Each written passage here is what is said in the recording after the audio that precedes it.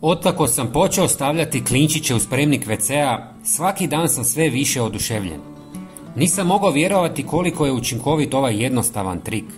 Treba će nam samo klinčići i još nekoliko sastojka, pa krenimo redom. Najprije provjerite možete li skinuti gornji poklopac vodokotlića. Obično se vrlo lako skida. Zatim pripremite jednu običnu masku za lice. Može biti i već korištena. Škarama prerežite jedan kraj, a elastičnu trakicu odrežite i sačuvajte za kasnije.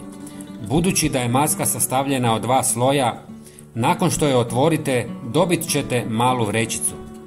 Prijatelji, napišite mi u komentarima odakle me gledate, a ja ću vam poslati fantastičan prirodan recept za pranje poda. Hvala vam! U vrećicu najprije stavite klinčiće. Oni sadrže eugenol, prirodno antiseptičko i antibakterijsko ulje koje učinkovito uklanja neugodne mirise i sprječava razvoj bakterija u vodokotliću. Osim toga, njihov topli aromatični miris ostavlja dugotrajan osjećaj svježine pri svakom ispiranju. Zatim dodajte nekoliko listova lovora. Lovor sadrži cineol i pinen, spojeve sa dezinfekcijskim i osvježavajućim djelovanjem. Kada se listovi lagano natapaju u vodi, postupno otpuštaju blag biljni miris koji prostor čini ugodnim i čistim.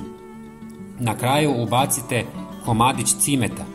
On obiluje eteričnim uljima s antimikrobnim učinkom pa pomaže u sprječavanju nastanka plijesni i kamenca. Njegov slatkasti topao miris dodatno neutralizira neugodne WC mirise.